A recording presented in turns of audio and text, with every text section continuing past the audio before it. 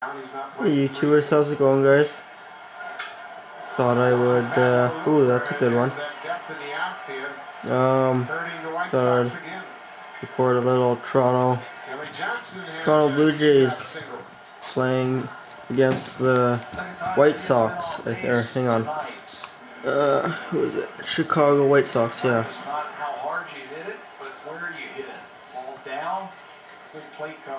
One nothing for Chicago. Good swing to show you how if you don't hit it on the barrel, that bat's just going to explode in your hands.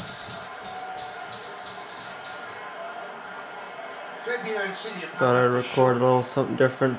End of the second inning. Never, not for a long time I record anything on the TV.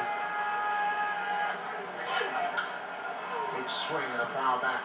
If you were a pitcher, what would you prefer from your outfit? Do you want to play deep to guard against those deep balls, or do you want to play in and give you outs when you make good pitches? I think I would rather have them play a little bit shallower to take away those blue pits or those line drives that hang up just a little bit.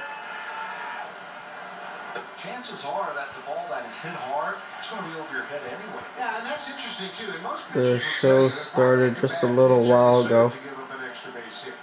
But when I make good pitches, I want outs. And that last pitch and the pitch earlier to Bautista back in the first, they were both good pitches and little loopers that fall in front of the outfield. Toronto Blue Jays have been doing pretty darn good this season. Really good.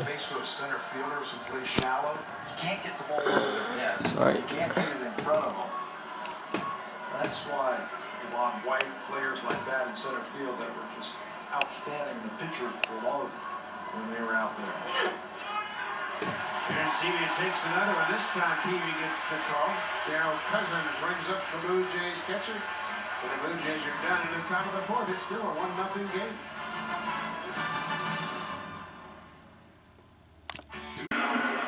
So now Alex Rios will step in. Sorry guys about the angle, Rios but a I great start to his season. was going to use a book to raise up the camera. I'm going to charge one of the other battery cameras. You guys have some fun and check out the Toronto Blue Jays, see what they do up to, see what they're doing. Enjoy tubers, enjoy. Some White Sox icons who are in that group. And there have only been 4 players that have done that. Minnie Minoso did it twice, 54 and 60. Dick Allen did it in 72. Carlos Lee in 2001, and then Rios has done it twice. He also did that in 2010. Minnie Minoso, an icon year with the White Sox, and a very good all-around player. Dick Allen, he was some slugger, but early in his career he could run as well. That season, that 72 season you were talking about, he had 22 home runs, 10 stolen bases, and was hitting 300 by the All-Star break. Rios getting hot once again. He's done a good job with Jeff Manto, the batting coach of the Chicago White Sox. They have him standing a little bit taller this year. Remember how he was really spread out at the plate and he was really flexing his knees a little bit too much.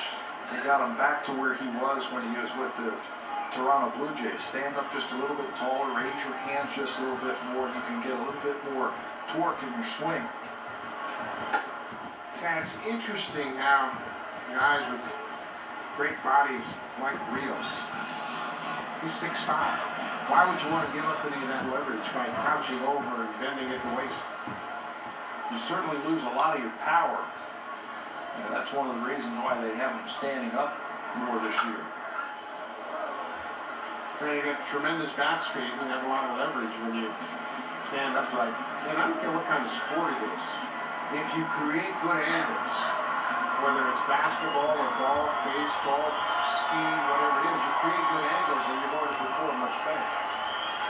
He looked like he had no chance of hitting the baseball last year. He was just not putting himself in a good position to hit the ball out in front. It's this ball into center field. Sharp single to center, comes with 2 outs. Last year, he would have popped that ball up. He would have been late, and he would have popped it up. This time, he keeps that front shoulder in, and he's able to rifle that ball right back through the middle. It's a more fluid swing, a more level swing, and Rios had a very good year. There's the great Dick Allen. Boy, he was a power hitter. Look at those guns.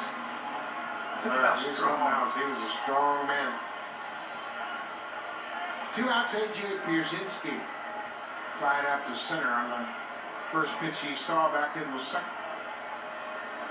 Rios is a stolen base threat.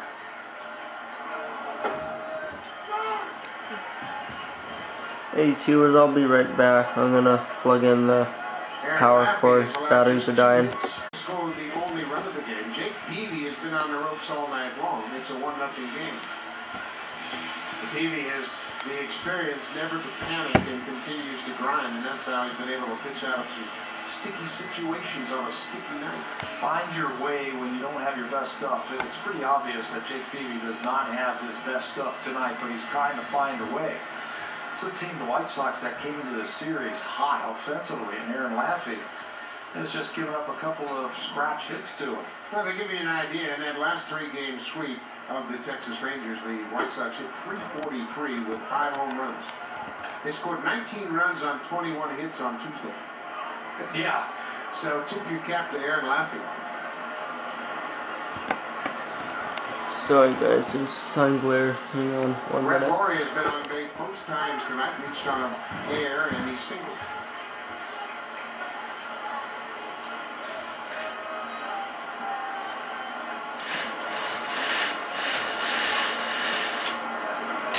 I was talking to Robin Ventura before the game, and I was asking him about Jake Peavy and the effects that he has on a lot of these young players. And he said he figures out a way to win when he doesn't have his best stuff. And that's one of the things that he has taught some of these young pitchers on his staff, that you've got to find a way. You've got to find weaknesses. You've got to find a way to get your team into the 6th or 7th inning, keeping it close. Right now, he's doing that. This is going to be pitch number 80 already for Peavy. That's better. Just a little bit extra on that fastball at 91, and he strikes out Brett Laurie, 1 out. First check in with James Campbell. We're back to Boston, and Red Sox before I recorded, but oh well. Gomez drives in the go-ahead run. At one point, the Yankees led this game 5-0. It's now 7-6 Boston in the 6th inning.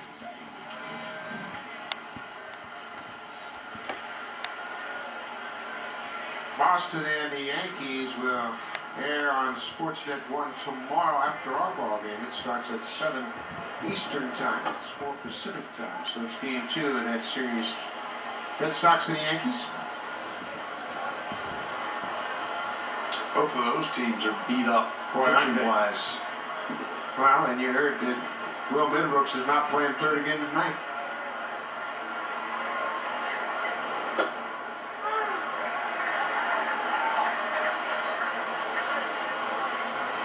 I probably won't be able to Jake Peavy, make a second 1 ball, 1 strike part of count this, on but Rasmus when with 1 out here in the 5th. whoever wins at the end of the game, I will record the score, of course. We mentioned that Yankee Red Sox game, the pitching matchup tomorrow. It's at Fenway Park. It'll be Freddie Garcia against Felix Doubront. Beckham with a dive, gets to his feet quickly and throws out Rasmus. We told you the improved defense of this White Sox team, and there's a good example of it. Beckham committed an error in the 3rd, but takes a hit away from Rasmus here in the 5th. They're good defensively up the middle, I think. Pierzynski calls good game, and he's throwing okay. Ramirez, the shortstop, and Beckham, the second baseman, are very good, very underrated. And Diaz in center field can really run. They have committed the fewest errors in Major League Baseball. Just 38. And Beckham here will take a hit away from Colby Rasmus.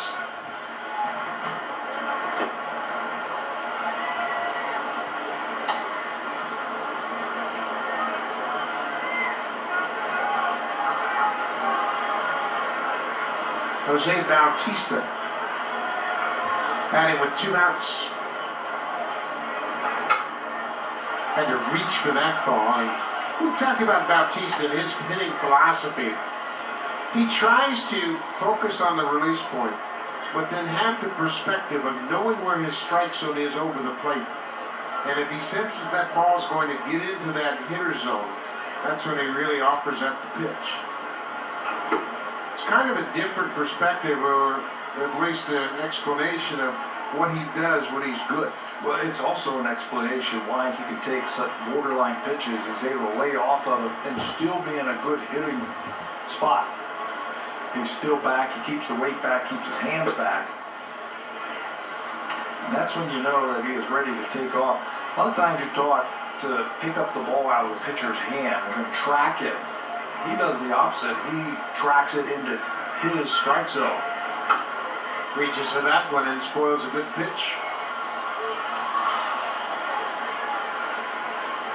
Jose Bautista is one of the more better versed hitters I've ever talked to, about knowing himself, knowing what pitchers do to get you out, and why you get yourself out.